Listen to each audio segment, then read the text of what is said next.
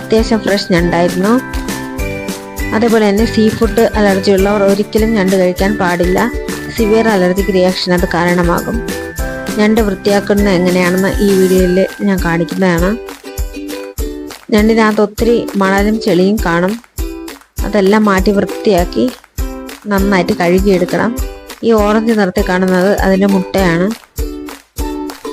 അപ്പോൾ എല്ലാ ഞണ്ടും ഇതേപോലെ വൃത്തിയാക്കി എടുക്കണം.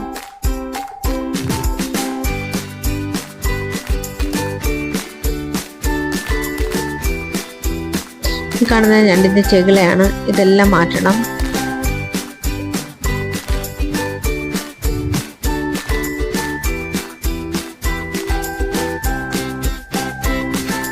ഇത് കാണുന്ന മണലാണ്.